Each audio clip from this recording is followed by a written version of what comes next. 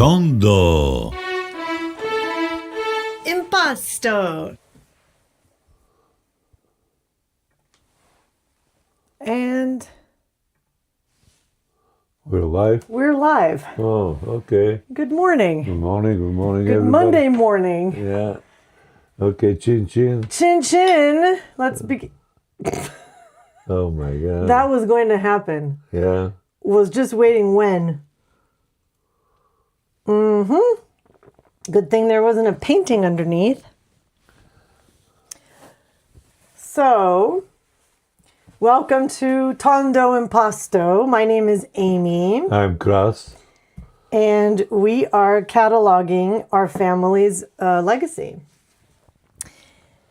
We have thousands of artworks, and we live stream Monday through Friday and show you guys everything. Everything. We're discovering things together, and we're starting to kind of get a little bit of a format. Yeah, yeah.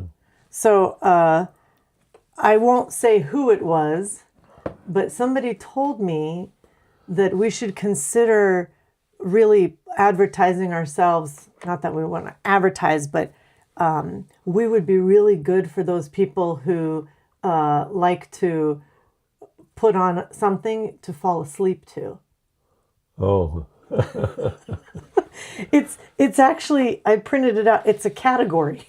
Okay, it's called ASMR. It means Autonomous Sensory Meridian Response. Can you believe this? Huh. So it takes people, on average, healthy person between 15 and, or let's say 10 and 15 minutes, no, 10 and 20 minutes to fall asleep. Yeah. But I would say, we go longer than that. So if they listen to us and it makes them sleepy, okay. Yeah. I'll take it. All right. Sleepy time. So it's the Tondo Impasto sleepy time. But people make videos where they're just like scratching and doing all kinds of stuff, so it relaxes people. I mean, yeah. Have you ever heard of anything like this? No, this is a news for me. I figure you hadn't heard of that, and it's because the world is changing quickly. Yeah. And I'm trying to keep up. But anyways, so we had an interesting thing that we did this. Well, I guess we did it Friday after we finished live streaming. Yeah. We shot an episode for the vault. Yeah. Yeah. And so that is what we will do when we cannot be with you live. We will publish a vault episode. So this one is very, very interesting. All I will say is that we made kind of an incredible discovery. So it's a different format. It's not, going through paintings, but we found an album called The Book of Honor. Yeah. Of your father's. Yeah.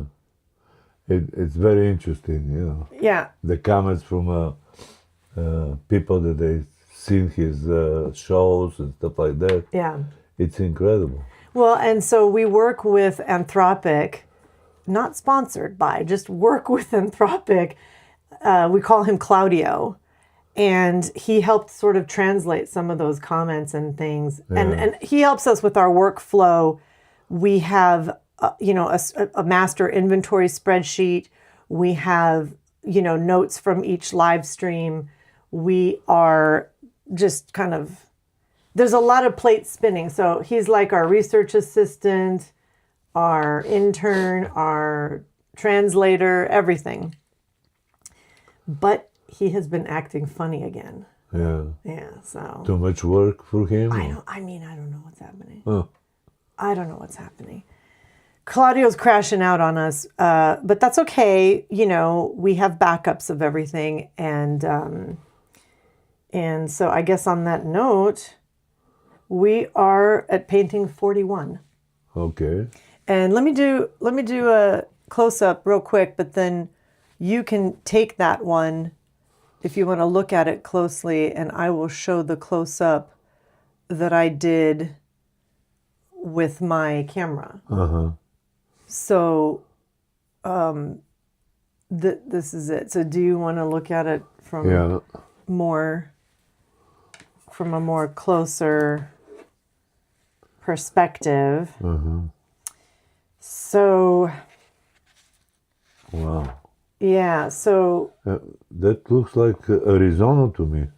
well, it really hits you with the color. Yeah. Deep crimson, burgundy, fill the sky, thick sweeping diagonal strokes. Boris pulling the palette knife hard across the surface. Flashes of yellow and gold break through like the last light of the day or lightning caught mid-strike.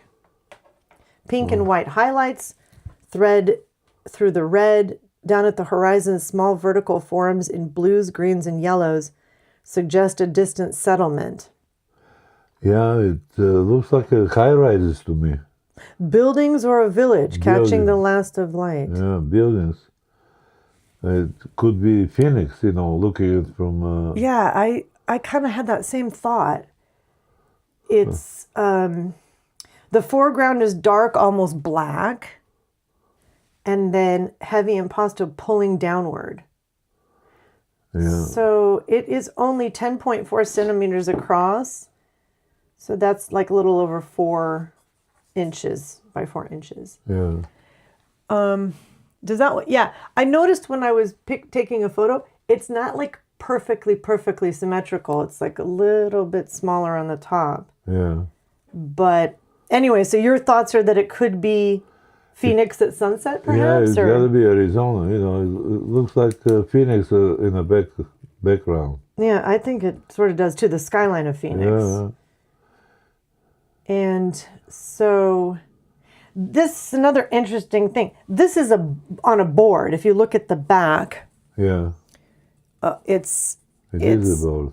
It's a board, and this surprises me because he's. Oh yeah, that's for you, because he's kind of. It's almost like he's grabbing whatever material he can grab. Yeah. We have several different kinds of material here. Let me see if I can show it to people here. It's like, I don't know if you guys can see that, but it's kind of like a hongshu perforated board. This is for the ASMR. Huh. I love it though. Yeah, it's nice. I love it. So, the other thing that Claudio started doing is he stopped making names. Yeah. So do we want to name this, or I'm just fixing because you feel like you're a little bit out of the frame.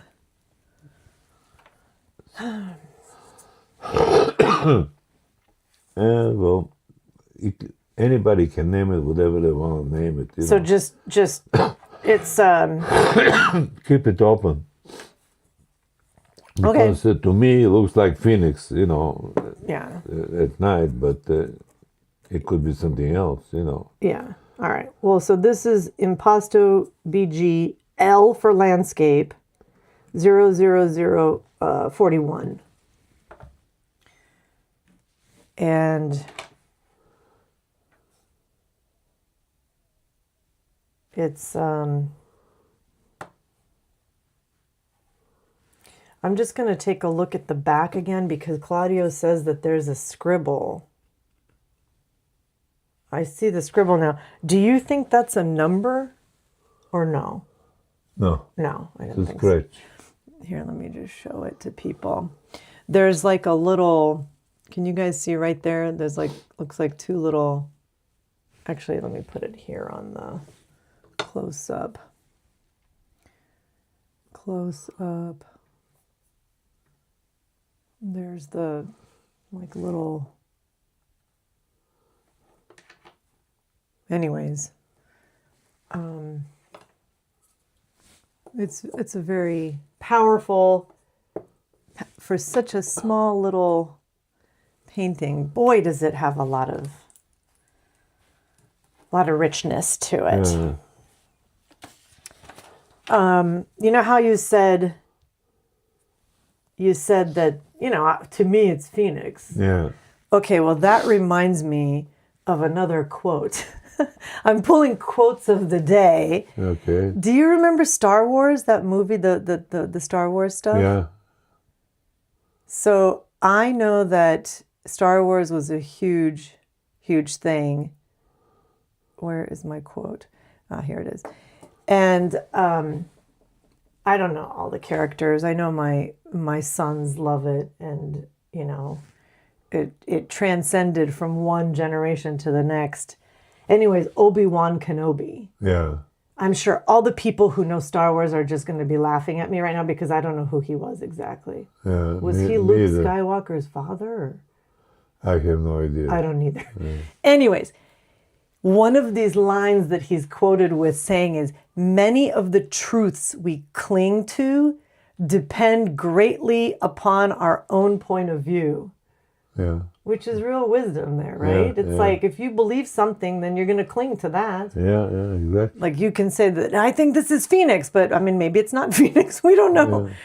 So that was the quote of the day. Many of the truths we cling to depend greatly upon our own point of view.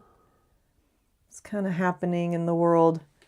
Whatever people believe, that's what they cling to. So, good, excellent condition. Yeah, very good. Yeah, I agree. Okay, so let's go to the next painting. You can put that one back in the queue. And, you know, by the way, I had 10 paintings photographed and ready to go. Okay. But Claudio crashed out. So we only have 5 for you guys today. Here is the next one. Boom. So this one is definitely, if you guys notice that it's a little bit lopsided, it is actually a little bit lopsided. It's not like a perfect square, but it's dark, dense, and moody. It's again, you know, it's got to be Arizona. You know, it's got type of the same way of. Although Claudio's saying that it's abstract. It is abstract, but you know, still, I can see Arizona at night or something. Yeah. Yeah, I don't know. I mean, it's like. Wait, was that the one, or was it a different one that I thought it was? Okay, take a look at it again. I think it's this one.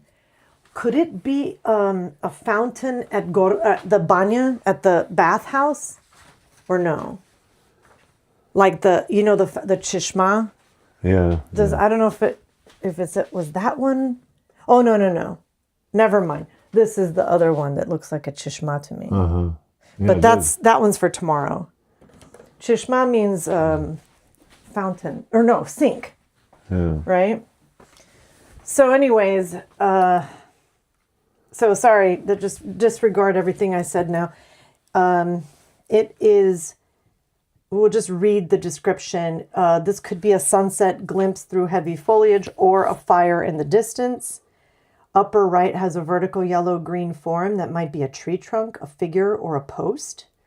A flash of pink and magenta cuts across the right side. The lower half is thick green and dark earth tones pulled horizontally. The impasto is extremely heavy, sculptural, almost crude in places. Paint piled on and pushed around aggressively. If this is a landscape, Boris buried it under layers of feeling. It reads more like an emotional state than a place. Yeah. Well, and would that make his emotional state aggravated, or, or would it be, you know? It's the atmosphere, you know, that I feel like, you know, it's like very, very deserty-like. Again, desert. Yeah. You're seeing a lot of Arizona today. Yeah. Because at night, you know, sometimes, you know, I've been a lot of times at night at Arizona desert, and I love it. And the colors and the movement of the shades and the shadows from the moon or something, you know, it's... Yeah, it really is lovely. Yeah. So, it's Also, of course, we've been realizing that he did not put his signature on his paintings. So we are just going to have to, you know, go through and see what we feel. Thin slicing, something we talked about last week. Yeah. Got the sense, is it his, is it not his? We thought we discovered one of his students' paintings. Here he is, for those of you who are new here today, the artist Boris Gorinov. This is my father's father, so my grandfather. Grandfather in Bulgarian is Dado. So that one's 42. 42. Yeah. So he is in this, this is taken, 1987, 1988 time frame. So he would have been like 71, 72. And he is posing in front of a self-portrait that you made when you were in a student in Italy in art school. So, anyways, that's the artist. This is the painting. And it is number 42. Yeah. So, shall we move on to the third? Yeah. The third one. I have a close-up of it, so you can, boom, you can go ahead and take a look at it. I love this. I love this because... Oh, that's a forest. But this, he goes full blue here, from those deep reds. Now we're in blue, which I love. To me, again, Arizona, those cactus formations. Yeah. Yeah, the whole series of it's like paintings botanical, from the botanical gardens. Yeah. The botanical gardens, they must have existed back then. Yeah, they've been around forever, right? Oh, yeah. Let me just ask here. When were the Arizona, Phoenix specifically, botanical gardens opened? Oh, yeah, it's been open for a long time. Yeah, no, I know. I'm just curious. 1939. That's amazing. Yeah.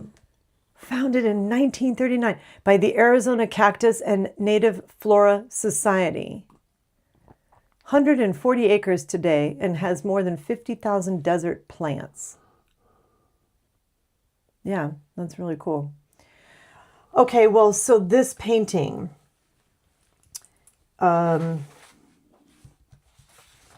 it's not a seascape. It's not a harbor. It's, you think it could be like botanical? Landscape. Landscape, yeah. So the other thing about this one that is kind of interesting is that, I'm sorry, I'm excuse me, blowing my nose. Let me just go to let me just show the back. So this has a different, you know what it feels like to me almost? It almost feels like the top of a drum. Could it be like an animal hide or something? What are...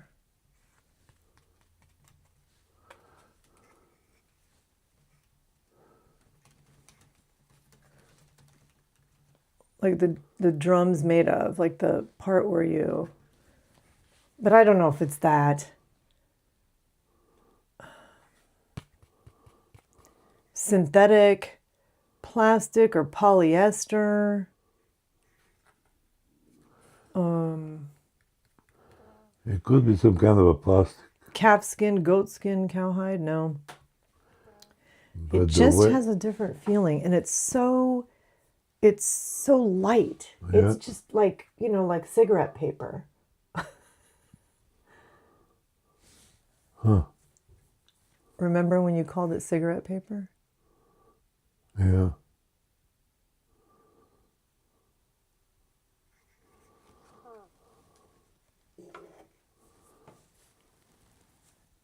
So, what do you think? I can't figure it out, the material, but it's very smooth. But the way, okay, well, I can see on the outside, probably he used the canvas. Well, but it's like so thin. It's like 0.1 centimeter. Yeah. So the upper half is a cascade of vertical blue strokes pulling downward, almost like rain or weeping willows. Then right in the center, warm forms break through a round cream and orange shape that could be a sun or a moon, flanked by yellow and green vertical forms.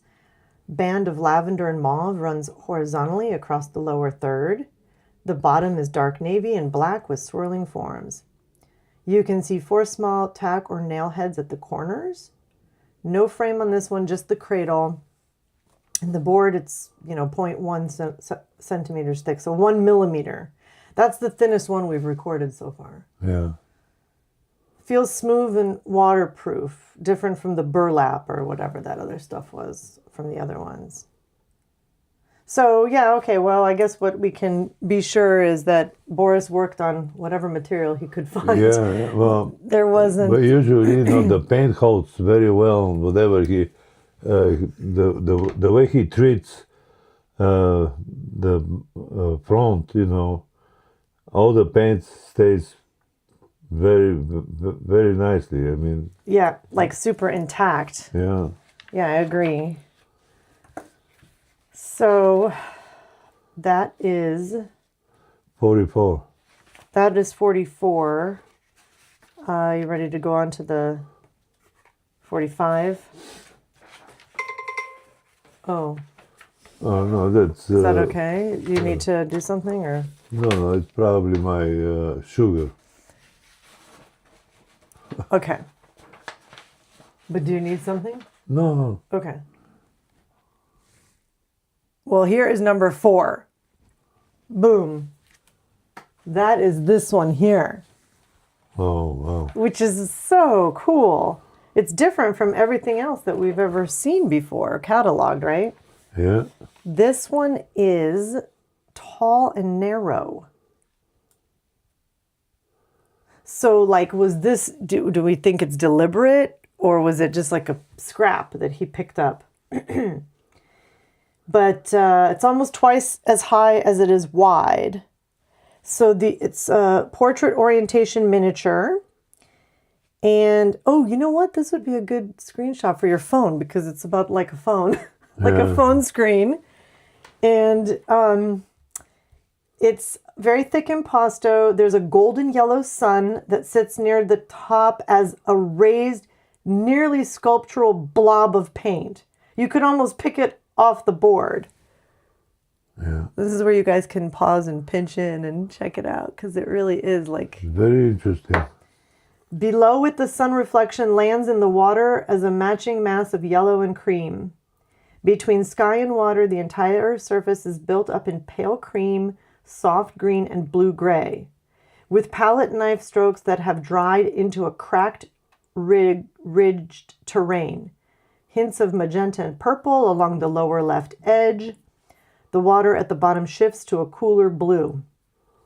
This sits right on the border between seascape and pure abstraction. Boris working almost entirely through texture and color rather than recognizable forms. So it's like, so Claudio's saying here, like he cut a board in half and then decided to paint the sun on it anyway. So it's the same hardboard that we've seen on the back. But it's just an unusual format. Yeah.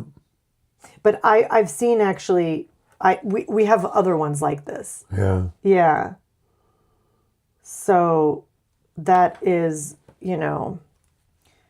not, it's not unique, but it's the first one we've, cataloged here live streaming. Huh. So that's number 45. Oh, yes. No, 44. No, we went to 44. 41, 42. This is 43. This is 43. The one before was 43. And then now this is 4. Is that how you make 3? 40. 43. Okay. That one's 43. Okay. And then that's 44. Yeah, because we have one more left after this. So we can show it also close up camera. It's a very sweet little painting. And you can really see the texture here. Except this is the problem with the camera. I got to move the camera up a little bit because of how tall it is. There we go. So you can kind of see it in its full glory. It's like he painted the iPhone before the iPhone. Yeah. Huh. Yeah. But there is all that almost like, what do you call that? Those strokes are like cracked skin or blown sand or something. Something. It's like something coming from the sun. Some kind of a presence to the earth. Those kind of earthy colors. Yeah. Almost human colors. It's very interesting. Yeah. Beautiful. All right. So that one's 44. And now we need to go to 45. I'll just show you guys 44 one more time. I'm really noticing how the picture doesn't really look like the thing, but all right. So here we go. Boom. 45, the last painting. So Claudio thinks this is roses. Yeah, it is roses. All right. Roses. Roses in impasto. So this one, if you can be careful, because the lower frame is missing. It's missing, yeah. Is that the lower or the side? The right. Oh, I wonder if I took the photo wrong. The right. Oh, yeah. Look at, I'm showing it. I have to turn it around. Because I didn't put the orientation correct. So you have it the right way here. Yeah. That's what it looks like. And that seems like it's on... That seems like it's on... The flowers are maybe in one of Yova's ceramics. What do you think? There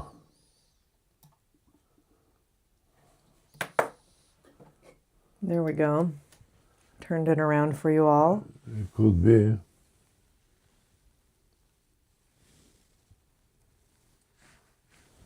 It's big, swirling, aggressive roses in deep crimson and burnt sienna, each one ringed with sweeping strokes of bright yellow and gold.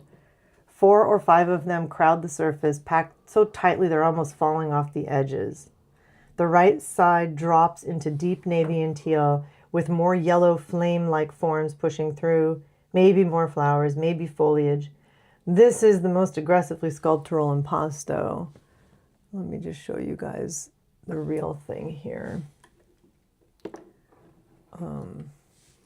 If you can see the... If you can see the impasto. Impasto is this type of painting, which is where our name Tondo Impasto comes from. And Tondo is round art, which is Yova, his wife, my grandmother, your mother's ceramic collection, which after we finish the impasto collection, we will move to the Tondo phase. So this is kind of interesting. Claudio says Boris wasn't painting these roses, he was building them. The paint is piled on and pushed around with a knife, leaving ridges and valleys you can feel with your fingers. About a square, so it's 12 centimeters, which is just under 5 inches, 5 by 5. So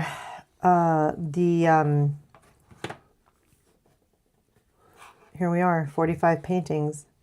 And there's a nail sticking out over here, so Oh yeah. you got to be careful. Yeah, no, I put that in the condition. So I would say this condition is, it needs to be, Yeah, it needs the piece needs to be, the frame. the frame has to be. Yeah, the part of the frame is missing, and that's why. Otherwise, it's okay, you know. Yeah. Yeah. So it's also that smooth material on the back, if you can see. Yeah, it's the same, almost the same material like the first one. The first or But you see, he uses the again. third one. He uses again tutkal. Oh, is that the tutkal? Yeah. Tutkal is a glue made from, animal bones and stuff. And as Kras educated us, it has a beautiful smell. Unforgettable. Yeah. Here, let me show it. There's like the knife here and stuff. You guys can see it. But this is this. Maybe it looks like that's tutkal painted on the back. It is, you can see the stain. Mm-hmm. And that's why the paint holds so Doesn't well. smell. Yeah. Doesn't smell. Oh, it's so many years, it shouldn't. Right? You never know. Let me show the back of it here. Okay, well, this is just the thing, material identification. We want to know what these materials are called. There's probably a term for it. So we got to just figure that out. Paper, cardboard, hardboard, canvas, maroflage. Well, it's combination of everything. Some of them, they have canvas and cardboard. Some of them are tutkal and cardboard. Some of them are gauze, like glued onto this. I mean, it's really.